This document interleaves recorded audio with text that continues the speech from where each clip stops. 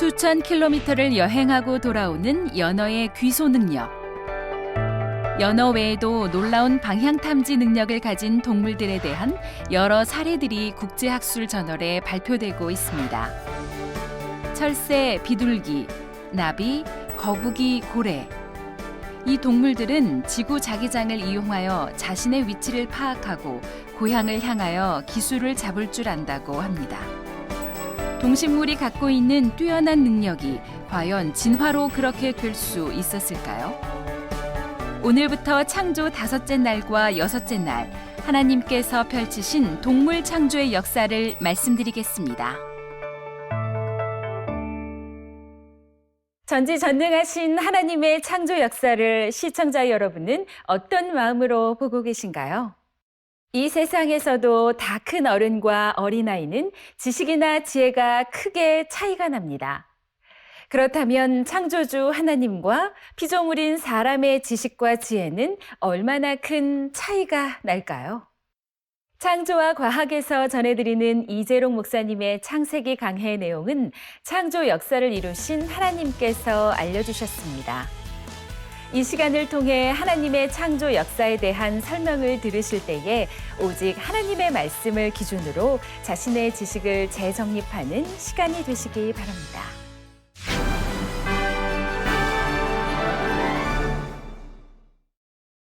하나님께서 6일 창조 5째 날에 물에 사는 생물들과 새들, 그리고 6째 날에는 육상 동물과 사람을 창조하셨습니다. 먼저 창세기 1장 20절 전반절에 하나님이 가라사대 물들은 생물로 번성케 하라고 말씀하셨습니다. 여기에 나온 물들이란 무엇을 가리킬까요? 창조 넷째 날에 태양이 창조되자 지구에는 징조가 나타났다고 했습니다. 이 징조는 크게 두 가지로 여러 가지 기상 현상과 지질 활동입니다. 그 결과 육지에도 물이 존재하게 되지요. 태양열로 바닷물이 증발되어 구름이 만들어짐으로 인해 지구 곳곳에 비가 내렸기 때문입니다. 또한 지질 활동으로 인해 육지에는 산과 골짜기가 생겨났는데 하늘에서 내린 비가 골짜기를 흐르며 하천을 형성했습니다. 당시는 큰 강이라고 할 만큼 많은 물이 흐르는 것은 아니었고 곳곳에 하천이 만들어졌습니다. 또한 땅속으로 흡수된 물은 지하수가 됐으며 지형이 움푹 팬 곳에 물이 고이면서 크고 작은 물 웅덩이들도 생겨났습니다. 이처럼 바다뿐만 아니라 육지에도 다양한 형태로 물이 존재한 것을 물들이라 표현한 것입니다. 그런데 창세기 1장 20절 전반절에 보니 하나님께서 물들은 생물로 번성케 하라 말씀하셨습니다. 바다뿐만 아니라 육지에도 물이 있게 되면서 비로소 물들의 생물이 번성하게 된 것입니다. 시편 104편 10절에서 13절에도 보면 여호와께서 샘으로 골짜기에서 솟아나게 하시고 산 사이에 흐르게 하사 들의 각 짐승에게 마시우시니 들나귀 들도 해갈하며 공중의 새들이 그 가에서 깃들이며 나뭇가지 사이에서 소리를 바라는도다. 저가 그 누각에서 산에 물을 주시니 주의 행사의 결과가 땅에 풍족하도다 했습니다. 육지에도 하나님께서 주신 물이 있으므로 각종 짐승들이 살아갈 수 있고 만물의 생명력이 넘쳐나게 된 것이지요. 이처럼 물은 생명체가 살아가는 데 있어서 가장 중요하다 말할 수 있습니다. 이것은 영적으로도 마찬가지입니다. 모든 생물이 물 없이는 살 수 없듯이 육과 혼뿐만 아니라 영이 있는 사람은 반드시 영적인 물을 공급받아야 살 수가 있습니다. 영적인 물이란 우리에게 영생을 얻게 하는 하나님의 말씀이지요. 그래서 요한복음 4장 14절에 예수님께서도 내가 주는 물을 먹는 자는 영원히 목마르지 아니하리니 나의 주는 물은 그 속에서 영생하도록 솟아나는 샘물이 되리라 말씀하셨죠. 여기서 영생하도록 솟아나는 샘물을 일반적으로 영생수라 표현합니다. 영생수. 우리 예수님은 하나님의 말씀이 육신을 입고 이 땅에 내려오신 분입니다. 그러므로 예수님께서 이루시는 말씀은 모두 생명의 말씀이지요. 우리 사람은 이 생명의 말씀, 곧 영생수를 마시지 않으면 결코 영원히 살 수가 없습니다. 잠깐뿐인 이 땅의 삶을 마치고 나면 영원한 사망인 지옥으로 떨어지지요. 디모데후서 3장 15절에도 보면 성경 곧 하나님의 말씀은 능히 너로 하여금 그리스도 예수 안에 있는 믿음으로 말미암아 구원에 이르는 지혜가 있게 하느니라 말씀했습니다. 사람은 영을 가진 존재이기에 영적인 물인 하나님의 말씀을 공급받아야만 영생을 얻을 수 있습니다. 창세기 1장 20절 후반절을 보시면 하나님께서 땅 위 하늘의 궁창에는 새가 나리라고 말씀하셨습니다. 땅 위 하늘의 궁창은 무엇을 의미할까요? 땅 위 하늘의 궁창은 우리 눈에 보이는 육의 하늘, 곧 대기권을 의미합니다. 넷째 날까지의 창조 역사로 인해 대기권도 안정이 되었습니다. 하나님께서는 생명체가 호흡하기에 알맞은 대기 환경을 만드신 후에 모든 새를 종류대로 창조하셨습니다. 그리고 창세기 1장 22절에 보면 물고기들에게 생육하고 번성하여 여러 바닷물에 충만하라 하셨습니다. 물고기가 창조될 때 이미 바다는 하나가 아니요 여러 개가 되었음을 알 수 있지요. 하나님께서 창조 셋째 날 바다와 육지를 나누실 때는 바다도 하나요 육지도 하나였습니다. 바다는 북극을 중심으로 형성되었고 육지는 남극을 중심으로 하나로 연결되어 있었지요. 해, 달, 별 창조 두 번째 시간에 해와 달 그리고 별들이 창조된 후 지구가 스스로 운행하면서 징조가 나타나기 시작했다 말씀드렸습니다. 하나였던 지구의 육지는 해와 달 사이의 복합적인 힘의 작용으로 인해 여러 개로 쪼개지고 나눠지기 시작했습니다. 그런데 창조 다섯째 날에 이미 바다가 여러 개가 된 것입니다. 바다가 여럿이 되려면 육지가 먼저 여러 개로 나뉘어야 하지요. 그런데 이러한 역사가 창조 넷째 날부터 다섯째 날 사이 짧은 시간에 이루어졌다는 사실입니다. 하나였던 육지가 여러 개로 분리됐고 이 어떤 곳은 아예 육지에서 떨어져 나와서 큰 섬이 되기도 했습니다. 이로 인해 바다도 여러 개가 되었지요. 과학자들은 이 역사가 수천만 년에 걸쳐 이루어졌다고 말합니다. 그런데 하나님께서는 창조 넷째 날부터 다섯째 날 사이에 이 과정의 많은 부분이 진행됐다고 하셨습니다. 근본의 빛으로 돌린 영의 공간 안에서 영의 시간의 흐름을 타면 얼마든지 짧은 시간에도 가능한 일이죠.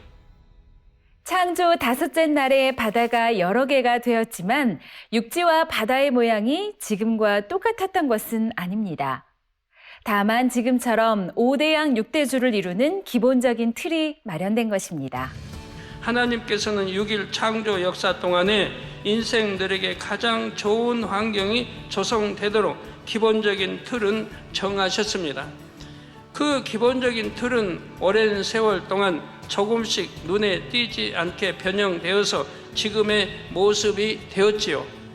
그로 인해 생물들은 크게 영향을 받지 않은 것입니다. 자, 만일 이미 창조 역사가 다 마쳐진 후에 대륙이 갈라지거나 크게 이동한다면 그 속에 살고 있던 생물들은 어떻게 되겠습니까? 급속한 환경의 변화로 인해 살아가기 힘들지요. 예를 들어 펭귄은 주로 추운 극지방에 삽니다. 또한 원숭이는 대부분이 적도에 가까운 열대 지역에서 삽니다. 이처럼 각 동물들에게는 살기에 적합한 기후가 있는 것입니다. 바다에 사는 물고기도 마찬가지입니다.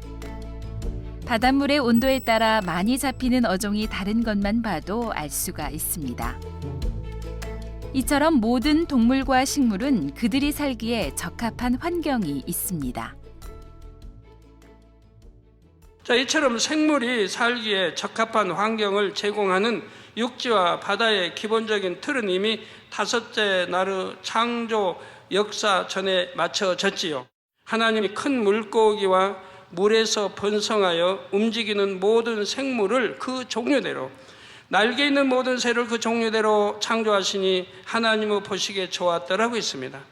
하나님께서는 생명체가 살기에 적합한 환경을 먼저 만드신 다음 각 환경에 알맞는 동물을 그 종류대로 창조하셨습니다. 이는 바꿔 말하면 하나님께서 모든 동물에게 각각의 처한 환경에서 살아갈 수 있는 능력을 주셨다는 의미도 되지요. 하나님께서는 생명체가 살기에 적합한 환경을 먼저 만드신 다음 각 환경에 알맞은 동물을 그 종류대로 창조하셨음을 알 수 있었습니다. 한편 동물은 먹이에 따라 초식동물과 육식동물로 구분됩니다. 그럼 육식동물은 처음부터 육식을 한 것일까요? 하나님께서 창조하신 동물들은 처음에는 악이 없었습니다. 하나님의 능력 가운데 말씀으로 창조됐기 때문입니다. 그래서 지금처럼 강한 것이 약한 것을 잡아먹는 일이 없었지요. 싸우거나 물어뜯거나 죽이는 일도 없었습니다. 하나님께서 세우신 질서를 따라 서로 해를 주지 않고 화평했지요. 이는 여섯째 날에 창조되는 지상의 동물들도 마찬가지입니다. 땅을 기어 다니는 동물이나 하늘을 나는 새나 물속의 물고기들 중에도 다른 동물을 잡아먹는 일이 없었지요. 육식 동물이 없었다는 말입니다. 그 당시는 모든 동물이 풀과 물만 먹어도 생존에 필요한 양분을 공급받을 수 있었습니다. 하나님께서 창조하신 동물들은 처음에는 악이 없었다 했습니다. 그러다 이 땅이 점점 악으로 물들면서 동물들 중에서도 일부가 악하게 변질된 것입니다. 그런 종류들은 대부분이 식성도 육식으로 바뀌었습니다. 그런데 인간 경작이 끝나고 천년왕국이 시작되면 변질됐던 이 땅의 모든 환경은 처음 창조 당시로 회복이 됩니다. 그래서 동물들도 다시 악이 없는 온순한 상태로 바뀌는 것입니다. 이에 대한 기록이 이사야 11장 6절에서 9절에 나오죠. 그때 이리가 어린 양과 함께 거하며 표범이 어린 염소와 함께 누우며 송아지와 어린 사자와 살찐 짐승이 함께 있어 어린 아이에게 끌리며 염소와 곰이 함께 먹으며 그것들의 새끼가 함께 엎드리며 사자가 소처럼 풀을 먹을 것이며 젖먹는 아이가 독사의 구멍에서 장난하며 젖된 어린아이가 독사의 굴에 손을 넣을 것이라.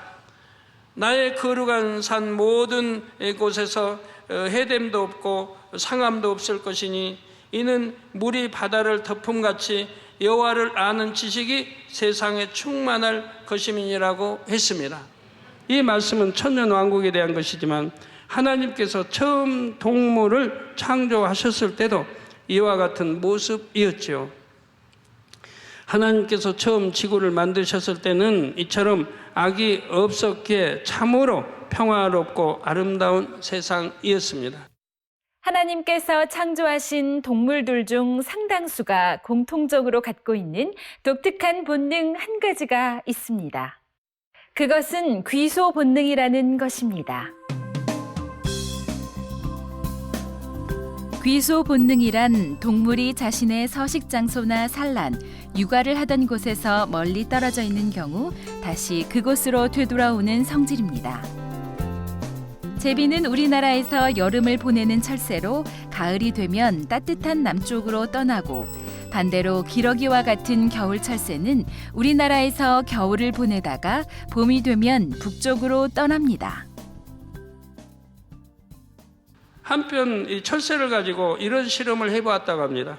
철새의 알을 인위적으로 어미새에게서 수백 킬로미터 떨어진 곳으로 옮겨 놓았지요. 그런데 이 알에서 부화된 철새도 때가 되자 동일하게 같은 방향으로 날아갔다는 것입니다. 이로써 철새들은 이동 경로를 어른 세계에 배우는 것이 아니라 본능적으로 알고 있음을 확인할 수 있었지요. 국제학술 저널에 수천 킬로미터를 이동하는 동물들의 놀라운 방향 탐지 능력에 대한 연구 결과들이 발표되고 있습니다. 이 동물들은 지구 자기장을 탐지하는 능력을 가지고 있다고 합니다. 2004년 사이언스에 따르면 미국 일리노이에서 포획한 개똥 집바퀴에 소형 라디오 송신기를 부착하여 그들의 비행을 1100km나 추적한 결과 철새들은 자신들의 코스를 자기 나침반을 사용하여 설정하고 매 저녁 이륙하기 전에 태양을 이용하여 항로를 수정하는 것으로 확인되었습니다. 사하라 사막 이남의 아프리카에서 월동하는 갈대 철새는 약 5,000km를 이동하는데 위도와 경도를 인식해서 항로를 수정할 수 있는 능력을 보여주었다고 합니다. 또한 사이언스에 따르면 많은 동물들은 방향 탐지에 지구 자기장을 이용해 왔으나 그 정보를 뇌가 어떻게 인지하는지는 알지 못했다고 하였습니다. 과학의 발달로 이러한 동물들의 놀라운 방향 탐지 능력에 대한 연구 결과가 밝혀지고 있지만 그 이유에 대해서는 미스터리인 것입니다. 새들뿐만 아니라 물고기에도 귀소 본능을 가진 종류가 여럿 있습니다. 그 대표적인 예로 연어를 들 수가 있습니다. 연어는 일반적으로 강에서 부화한 치어가 바다로 내려가서 성장한 다음 원래 있던 강으로 되돌아오는 습성이 있습니다. 바다로 떠난 연어는 3년 내지 6년 정도가 지나면 완전히 성숙해져서 산란을 위해 자기가 태어난 강으로 되돌아오게 됩니다. 대서양 연어의 경우 산란 후 다시 바다로 갔다가 돌아오기를 몇 번 반복하기도 합니다. 또한 바다로 나가는 강물의 길목이 막히면 민물에 적응하는 경우도 있다고 합니다. 이런 특별한 경우를 제외하고 대부분의 연어는 자기가 태어난 바로 그곳으로 반드시 돌아와서 죽는다는 것입니다. 연어는 드넓은 바다를 몇 년 동안 항해하다가 어떻게 자기가 태어난 강이 있는 곳을 정확하게 찾을 수 있을까요? 왜 굳이 세찬 물살을 거슬러 올라가면서까지 자기가 태어났던 곳을 찾아가는 것일까요? 2012년 PNAS 회부에 실린 연구 결과에 따르면 연어의 코에 화학물질뿐만 아니라 자기장에 반응하는 세포가 있어 항해 시 이를 활용한다고 합니다. 강물의 냄새를 인위적으로 바꾸거나 연어의 후각신경을 마비시킨 경우에는 연어의 회귀율이 현저히 떨어졌다는 연구 결과도 있습니다. 만일 이것이 사실이라면 연어가 바다에서 지내는 수년 동안 자기가 태어난 강물의 냄새를 잊지 않고 기억한다는 것도 매우 신기한 일이죠. 이런 연어나 철새들이 가진 귀소 본능은 진화로 인해 얻어진 것이 아니라 하나님께서 그들에게 주신 것입니다. 동물들이 가진 이 특별한 본능은 창조주 하나님께서 주신 능력인 것입니다. 그런데 하나님께서는 우리 사람에게도 영적인 귀소 본능을 주셨습니다. 하나님께서 모든 사람에게 심어주신 생명의 씨로 인해 사람에게는 영원한 것을 사모하는 마음이 있지요. 생명의 씨는 하나님의 근본의 빛을 조금 떼어 주신 것이므로 생명의 씨는 하나님을 찾고자 하며 천국을 그리워합니다. 이 생명의 씨가 깨어나 성령의 인도를 받으면 연어처럼 정확하게 본향을 찾아갈 수가 있습니다. 그러나 생명의 씨가 깨어나지 않는 영혼은 원수 마귀 사단의 주관을 받아 결국 지옥으로 가게 되지요. 히브리서 11장 16절에 보면 저희가 이제는 더 나은 본향을 사모하니 곧 하늘에 있는 것이라. 그러므로 하나님이 저희 하나님이라 일컬음 받으심을 부끄러워 아니하시고 저희를 위하여 한 성을 예비하셨느니라 했습니다. 미물인 연어도 강물을 거슬러 오르는 힘든 여정을 다 이겨내면서까지 번향을 정확히 찾아가는데 하나님의 자녀들은 어떻게 해야 하겠는지요? 우리 영의 근본인 아버지 하나님이 계신 새 예루살렘 성까지 힘차게 오르고 또 오를 수 있으시지요. 스스로 포기하지 않으며 성령의 인도하심만 받아가면 누구나 새 예루살렘 성까지 갈 수가 있습니다. 마음이 선한 사람이라면 동식물이 갖고 있는 뛰어난 능력만 보고도 창조주가 계심을 인정하고 믿을 것입니다. 강물을 힘차게 거슬러 올라가는 연어처럼 시청자 여러분들도 영의 흐름을 타고 아버지 하나님이 계신 곳까지 기쁘고 행복하게 갈 수 있기 바랍니다.